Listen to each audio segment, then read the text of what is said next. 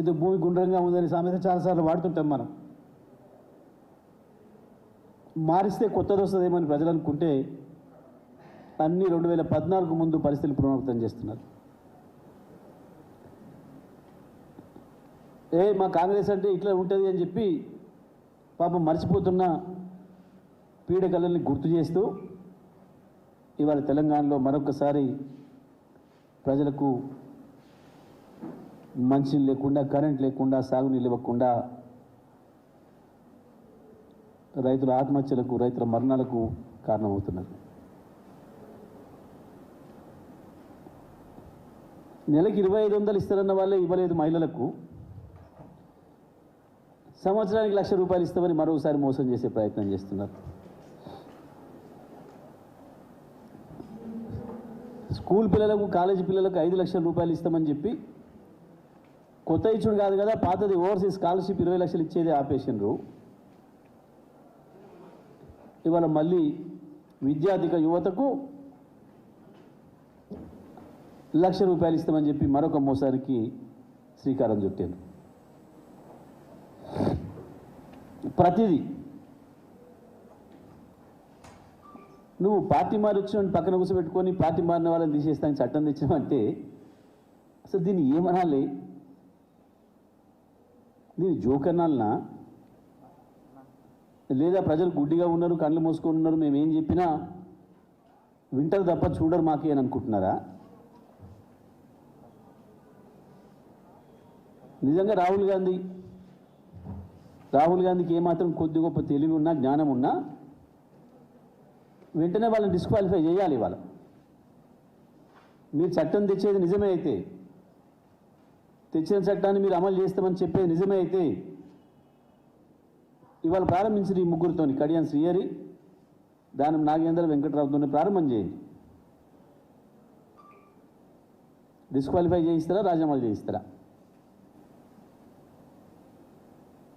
ఇది ఒకటే చాలు. తెలంగాణ ప్రజలందరూ చూస్తున్నారు.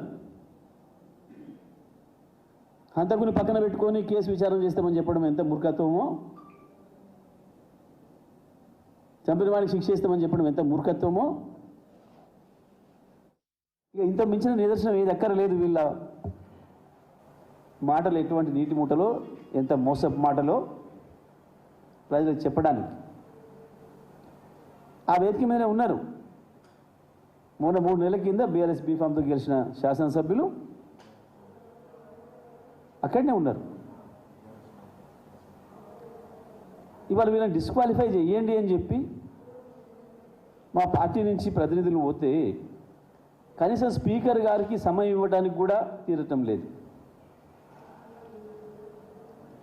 పిటిషన్ తీసుకోవడానికే వెనకాడుతున్నారు. విచారణ పక్కన పెట్టండి.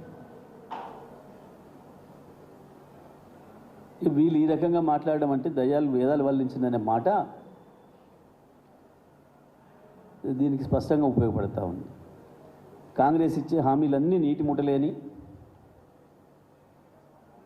100 రోజుల అనుభవంలోనే తేల్చారు. కర్ణాటకలో తేల్చిండ్రు. కరెంట్ ఇస్తామని చెప్పి కరెంట్ అడిగిన రైతుల్ని దారుణంగా హింసించిండ్రు, లాఠీ ఛార్జీలు చేసిండ్రు, నాశనం చేసిండ్రు. అక్కడ ఏ అవినీతికి వ్యతిరేకంగా ప్రజలు ఓటేసి వీళ్ళు గెలిపించిండ్రో, బీజేపీ ఉంటే 20%, 30% తీసుకుంటుందని దాన్ని మరిపిస్తాం అని చెప్తే నిజమే కావచ్చు, మొత్తమే తీసుకోకుండా మరిపిస్తారని ప్రజలు అనుకుంటే ఇప్పుడు 40% చేసి బీజేపీని మరిపించే స్థితికి తెచ్చారు కమిషన్లు. ఇక్కడ కూడా అన్నీ మార్చేస్తాం, కొత్తది తెస్తాం, మార్చేస్తామంటే ప్రజలు నమ్మితే నిజంగానే మార్చేస్తారు. ఇది భూమి గుండ్రంగా ఉందని సామెత చాలాసార్లు వాడుతుంటాం మనం. మారిస్తే కొత్తది వస్తుందేమని ప్రజలు అనుకుంటే అన్నీ 2014 ముందు పరిస్థితులు పునరావృతం చేస్తున్నారు. మా కాంగ్రెస్ అంటే ఇట్లా ఉంటుంది అని చెప్పి పాపం మర్చిపోతున్న పీడకలని గుర్తు చేస్తూ ఇవాళ తెలంగాణలో మరొకసారి ప్రజలకు మంచినీళ్ళు లేకుండా, కరెంట్ లేకుండా, సాగునీళ్ళు ఇవ్వకుండా, రైతుల ఆత్మహత్యలకు, రైతుల మరణాలకు కారణమవుతున్నారు. నెలకి 2500 ఇస్తారన్న వాళ్ళే ఇవ్వలేదు మహిళలకు. సంవత్సరానికి ₹1,00,000 ఇస్తామని మరోసారి మోసం చేసే ప్రయత్నం చేస్తున్నారు. స్కూల్ పిల్లలకు, కాలేజీ పిల్లలకు ₹5,00,000 ఇస్తామని చెప్పి కొత్త ఇచ్చుడు కాదు కదా, పాతది ఓవర్సీస్ స్కాలర్షిప్ 20 లక్షలు ఇచ్చేది ఆపేసినారు. ఇవాళ మళ్ళీ విద్యార్థిక యువతకు ₹1,00,000 ఇస్తామని చెప్పి మరొక మోసానికి శ్రీకారం చుట్టారు. ప్రతిదీ నువ్వు పార్టీ మారి వచ్చిన పక్కన కూర్చోబెట్టుకొని పార్టీ మారిన వాళ్ళని తీసేస్తానికి చట్టం తెచ్చామంటే అసలు దీన్ని ఏమనాలి? దీన్ని జోకనాలనా, లేదా ప్రజలు గుడ్డిగా ఉన్నారు, కళ్ళు మూసుకొని ఉన్నారు, మేమేం చెప్పినా వింటారు తప్ప చూడరు మాకే అని అనుకుంటున్నారా? నిజంగా రాహుల్ గాంధీకి ఏమాత్రం కొద్ది గొప్ప తెలివి ఉన్నా, జ్ఞానం ఉన్నా వెంటనే వాళ్ళని డిస్క్వాలిఫై చేయాలి. ఇవాళ మీరు చట్టం తెచ్చేది నిజమే అయితే, తెచ్చిన చట్టాన్ని మీరు అమలు చేస్తామని చెప్పేది నిజమే అయితే, ఇవాళ ప్రారంభించిన ఈ ముగ్గురితోని కడియం శ్రీహరి, దానం నాగేంద్ర, వెంకటరావుతోనే ప్రారంభం చేయండి. డిస్క్వాలిఫై చేయిస్తారా, రాజీనామాలు చేయిస్తారా? ఇది ఒకటే చాలు. తెలంగాణ ప్రజలందరూ చూస్తున్నారు. హంతకుని పక్కన పెట్టుకొని కేసు విచారణ చేస్తామని చెప్పడం ఎంత మూర్ఖత్వమో, చంపిన వాడికి శిక్ష ఇస్తామని చెప్పడం ఎంత మూర్ఖత్వమో,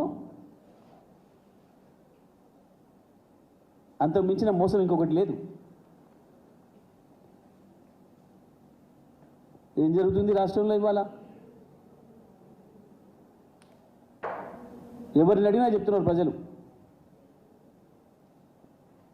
మార్పు తెస్తామంటే నిజమైన నమ్మినమయ్యా, మార్పు బాగుంటుందని కోరుకున్నాం, కానీ మళ్ళీ గిట్ల పాత రోజులు తెచ్చి గుర్తు చేస్తారు అనుకోలేదు మేము అనే మాట.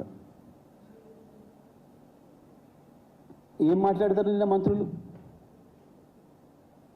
ముఖ్యమంత్రి ఏమడిగిండు కేసీఆర్? మీ నిర్వాహకం వల్ల, మీ చేతగంతనం వల్ల, మీ అనుభవ రాహిత్యం వల్ల పంటలు ఎండిపోతున్నాయి, రైతులు చచ్చిపోతున్నారు, నేతన్నలు మళ్ళీ ఆత్మహత్యలకు, ఆకలి చావులకు గురయ్యే పరిస్థితి వస్తుంది. ఒకవైపు రైతన్నలు, మరొక వైపు నేతన్నలు. ఏ వర్గాలైతే సమైక్యాంధ్ర పాలనలో 2014కు ముందు దారుణమైన అనుభవాలను ఎదుర్కొన్నారో, వందలాది వేలాది మందిగా చచ్చిపోయినరో, మళ్ళీ వాళ్ళ అదే పరిస్థితి వస్తుంది. అప్పుడే వచ్చింది. ఈ దానికి కళ్ళు తెరవండి, వాళ్ళని ఆదుకోవడానికి ప్రభుత్వం ఒక ప్రణాళిక చేయండి. మీరు వాళ్ళని ఆదుకోవడానికి ఎన్నికల నిబంధనలు ఏదైనా అడ్డం ఉంటే మీరు ఎన్నికల కమిషన్ రాసి పర్మిషన్ తీసుకోండి, నేను అనుమతిస్తా, నేను కూడా మద్దతు ఇస్తా. మీరు ఆనాడు రైతు బంధు వెయ్యొద్దు అని చెప్పి ఆపినా నేను ఇవాళ అటువంటి పని చెయ్యను. రైతుల కొరకు మేము ముందుండడానికి సిద్ధంగా ఉన్నాం.